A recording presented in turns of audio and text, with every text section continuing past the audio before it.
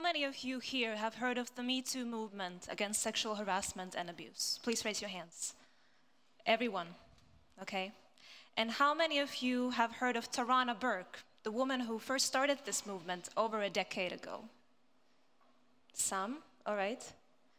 And how many of you were aware that Tarana Burke is a hip-hop feminist? Now you're probably wondering, what is hip-hop feminism? What does it have to do with Me Too? But don't worry, you'll find out soon enough. So let's start with definitions. Hip-hop feminism differs from other types of feminisms in one crucial way. It has the word hip-hop in front of it. The word hip-hop in hip-hop feminism refers to a whole generation of people for whom hip-hop is a powerful, identity-shaping cultural force, and who have no experience of a world without hip-hop because they've simply never lived in one. And the Me Too founder, Tarana Burke, is one such person, because like hip-hop culture, she was born in the Bronx in New York City in the 1970s. So now you know about the hip-hop generation. The feminism part of hip-hop feminism is intersectional. Feminism, more generally, can be defined as an ideology that aims at the social and economic equality between the sexes. But intersectional feminism acknowledges that there are multiple categories that affect our experience and our place in society. So not just gender, but also sexuality, race, class, abilities. And like intersectional feminism and Me Too, hip-hop feminism was first coined by a Black woman. In 1999, the writer, scholar, cultural critic Joan Morgan released her groundbreaking book, When Chicken Heads Come Home to Roost, My Life as a Hip-Hop Feminist. In her book, Joan Morgan defined hip-hop feminism as a way of analyzing and looking critically at hip-hop. But she also suggested that if we can change hip-hop, we can change society. Because hip-hop feminism acknowledges that hip-hop is a powerful and empowering cultural force. Not only is hip-hop the most popular form of popular music today, it is also the only genre where the mainstream is and has been dominated by people of color. So we can definitely say that hip-hop has the potential for inclusiveness and for offering representation, perhaps unlike any other form of popular music. But at the same time, hip-hop, especially in the mainstream, is often dominated by hypermasculine, heteronormative, and sexist content. And hip-hop feminism aims to change this. And one strategy for achieving this is reorienting the focus onto those most often in hip-hop's margins, meaning women and queer folks. For example, the Me Too founder, Tarana Burke, has used rap lyrics in her activism to incite discussion about gender, sexuality, equality. And while sexist lyrics and sexual abuse are not the same thing, Tarana Burke has pointed out that they're part of the same spectrum of dehumanizing behavior and abuse of power. I myself identify as a hip-hop feminist. I strongly believe in equality and I aim to progress it. And I'm relatively young, so I've never known a world without hip-hop. And my main occupation over the past 5 or 10 years has been writing and talking about hip-hop, mainly in the academic world, but nowadays I am also a hip-hop radio host in a show called Rap Scholar, and more recently I've also become a DJ. I tour with a Finnish rap duo, and I also play some clubs and other venues, mainly hip-hop and R&B music. So you can now maybe see why I would want to combine my passion with hip-hop, with my passion for feminism, because I don't want to give up my values nor my work. And hip-hop feminism helps me do just that, because it helps me feel more included in a male-dominated culture and society where, as a woman, I often feel like an outsider. Hip-hop feminism helps me make hip-hop more inclusive for everyone. But when I'm adopting and presenting these ideas here today to you, let me be very clear. They have been largely developed by Black women and women of color to address questions of gender and race. And historically, white women have often taken ideas as their own, not acknowledging the work done by women of color. Standing here in front of you today, I'm an example of a structural problem that many women of color face in trying to get their voices heard. So what I can do is amplify their voices because I believe their ideas are worth sharing. Going back to definitions, a central aspect of hip-hop feminism that Joan Morgan talks about in her book is that it bravely fucks with the grays. So what does this mean? It means that hip-hop feminism acknowledges that our world is not black and white. And hip-hop feminism embraces the seeming contradiction that comes with the combination of hip-hop and feminist politics. And hip-hop feminism begs us to acknowledge that our feminism is not always perfect. Most of us probably know how it feels when we're being told, you're just not good enough, or you don't belong here. How it feels when we're unable to fulfill people's expectations or society's norms because of our gender, our skin color, our age, our abilities, and so on. But hip-hop feminism can help change this. How? So let's dig into this a little bit deeper through some real-life examples.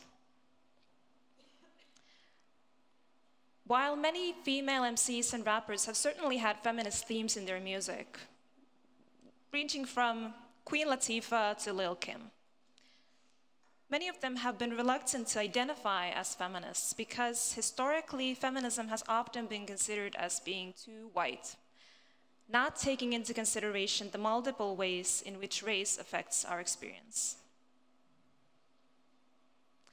But musicians and artists often reflect the times they live in, and in an age where women and people of color are slowly starting to get their long overdue credit for advancing social change, also more and more female rappers are beginning to identify as feminists. Also two of the most successful ones. Nicki Minaj is the highest selling female rapper of all time, and also one of the most criticized. In fact, she's said it many times that women almost never receive the same amount of credit for their work and success as men do. Her critics say that she's too feminine and too sexual in her expression, that she only caters to men, or that she's enforcing hip-hop sexist narratives. Some even say that she's obscuring her rapping talents by drawing too much attention to her sexuality. Yes, Nicki Minaj brings forth her sexuality in her expression, but she does this by flipping the age-old script where women succumb to men. But clearly, some people consider that you can't put sexuality and feminism into the same sentence.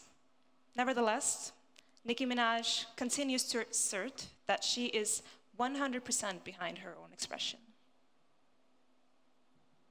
So by now, we've established that sexuality is a big theme in hip-hop feminism, and it has also been a big theme during the career of another successful female rapper, and her name is Cardi B.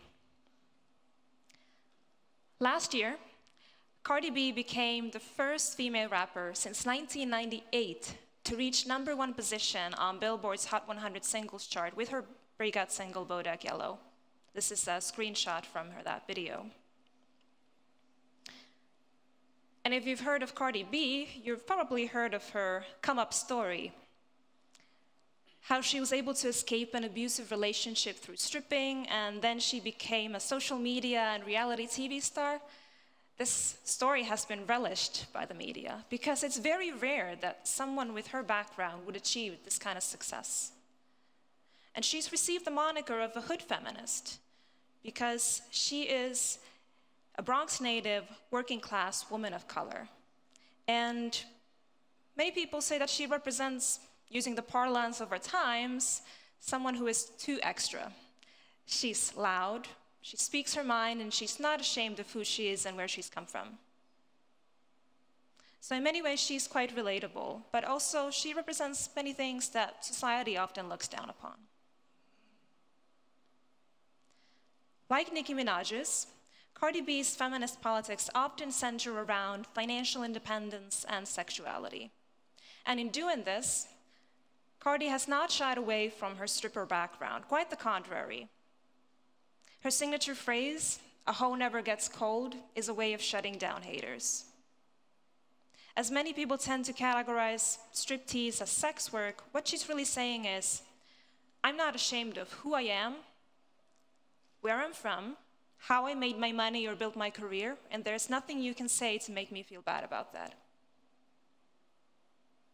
So in many ways, hip-hop feminism is about breaking the norms.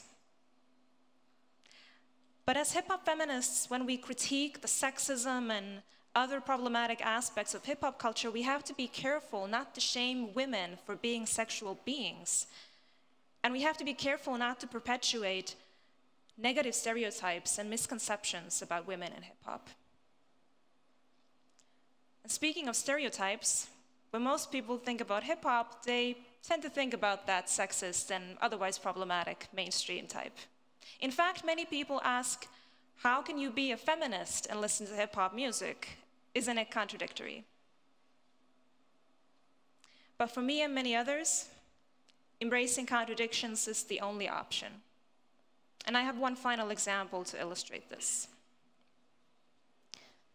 A few months ago, a successful Finnish male rapper released a song where he used the word vagina to call other men weak. So basically saying, your squad is just a bunch of vaginas. When the song received criticism for this, many men rushed to declare these criticisms about misogyny as overreactions. And while this incident didn't stop me or other women from listening to Finnish hip-hop music, some of us spoke out in social media and on the radio. While as women, we're rather used to ignorance and misogyny in hip-hop, it somehow felt counterintuitive that this rapper in question had previously spoken out against racism in hip-hop and now used these kinds of words. But it was perhaps this social consciousness in him that we knew existed that made it that much easier to point out what had gone wrong. So what happened next? The artist agreed to publicly discuss his poor choice of words and said that he had no misogynistic intentions. What this shows is just how necessary feminist critiques still are and just how internalized sexism and misogyny are in hip-hop and in society. And it's also a case in point about how hip-hop feminism works. Instead of just switching off the radio when a problematic song comes on, hip-hop feminists speak out.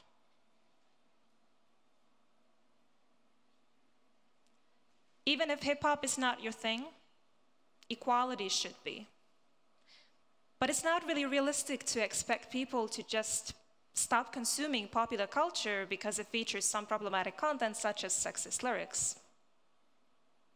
But hip-hop feminism tells us that we can still strive for equality even if our feminism is not perfect.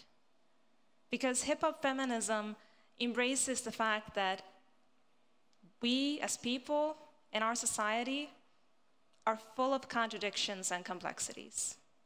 And if only perfect people can be feminists, then no one can be a feminist. And this, of course, doesn't make sense. We should think the exact opposite. Feminism is for everyone because everyone has imperfections and everyone suffers from inequality and repressive norms. So the gift of hip-hop feminism is this: embracing contradictions as we strive to make the world a more equal and better place makes us realistic and not bad feminists. And we don't have to give up listening to your favorite music either.